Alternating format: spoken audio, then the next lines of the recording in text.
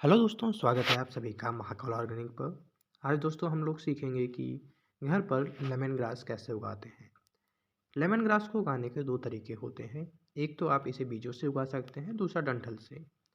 दोनों विधियों के अपने फायदे और नुकसान होते हैं, इसलिए आपके लिए सबसे अच्छा विकल्प आपकी परिस्थिति और प्राथमिकता पर निर्भर करेगा। बीज से लेमन ग्रास उगाना, इसके फायदे: आप बीज के एक ही पैकेट से बहुत सारे पौधे प्राप्त कर सकते हैं और सबसे सस्ता तरीका है। नुकसान यह है कि बीजों से डंठल की तुलना में लेमन ग्रास उगाने में अधिक समय लगता है। कुटाई में 6 महीने तक लग सकते हैं और बीज मिलना भी इसका मुश्किल होता है। बीज से लेमन ग्रास उगाने का जो तरीका है, सबसे पहले बीज को 24 घंटे गर्म पानी में भिगो दें।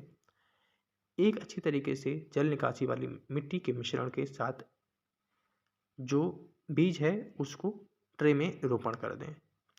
बीज हल्का सा बोएं, क्योंकि ये बीज बहुत महीन होता है, तो हल्की सी ही मिट्टी केवल आप डालें। अगर आप कोकोपीट लें तो सबसे अच्छा रहेगा। बीजों को 1/4 इंच गहरा और 1 इंच ऊंचाई तक बोएं। ठीक है, मिट्टी को नम रखें लेकिन गीला ना रखें। ट्रे को गर्म धूप वाली जगह पर रखें। अंकुरण में 4 सप्ताह तक लग सकते हैं। एक बार जब ये अंकुरित हो जाएं और कुछ इसमें पत्ते निकल आएँ, तब इन्हें आप एक अलग गमले में ट्रांसप्लांट कर दीजिए और 1 से 1.5 महीने बाद आपको जो लेमन ग्रास है वो हार्वेस्ट के लिए तैयार हो जाएगा। अब दूसरा जो मेथड है वो है डंठल से लेमन ग्रास उगाना।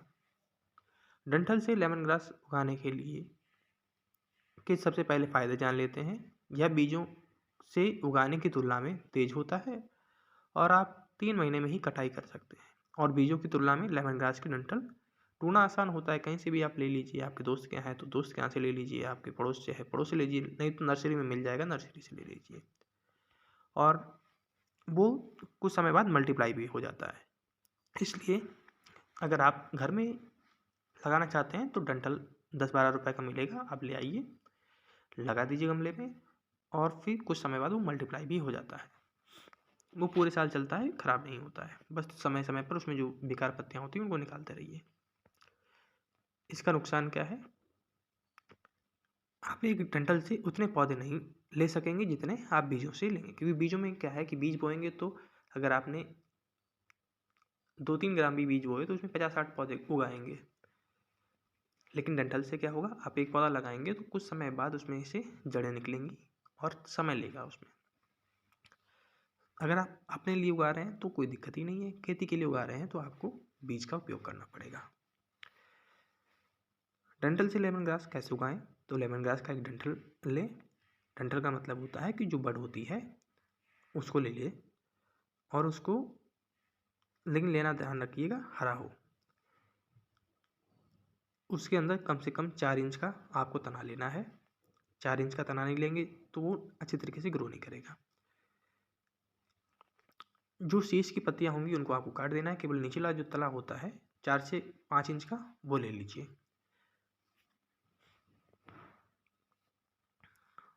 तो बर के निचले हिस्से को 24 घंटे के लिए पानी में भिगो दें।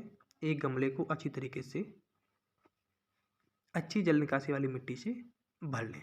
मिट्टी के मिश्रण में प्रत्येक खंड के निचले इंच को गाड़ दें जिससे नोट्स ऊपर की ओर हों। ध्यान रखिएगा जिससे कि आसानी से वो ग्रो कर पाए।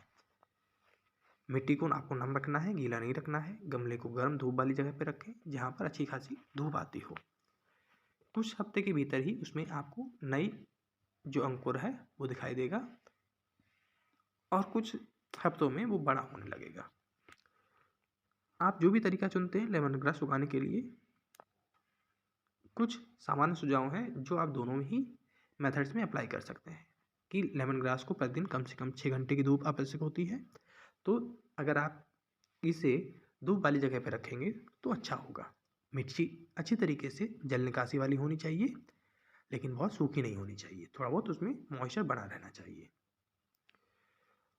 पौधों को महीने में एक बार कम से कम जो सॉलिड खाद होती है, गोबर की खाद होती है, वो दें। और 15 से 20 दिन में एक बार तरल खाद जैसे कि मस्टर्ड लिक्विड फर्टिलाइज़र हो गया, बनाना पील फर्टिलाइज़र हो गया, ऐसे फर्टिलाइजर्स आप दे सकते हैं। जब डंठल आधा इंच मोटा हो जाए तब आप उसे काट कर इस्तेमाल कर सकते हैं, या कभी भी इस्तेमाल कर सकते हैं। इसको आप चाय में, सब्जी में, मसाला बनाकर कैसे भी इस्तेमाल कर सकते हैं, जैसा आप इस्तेमाल करना चाहें। मुझे उम्मीद है कि आपको ये वीडियो पसंद आई होगी। अगर पसंद आई है तो कमेंट करके ज़रूर बताइएगा। अगर आपको कोई भी अन्य प्रश्न पूछना है तो उसे भी आप कमेंट में पूछ सकते हैं। तो दोस्तों, मिलेंगे नई वीडियो के साथ, तब तक के लिए जय हिंद, जय भारत।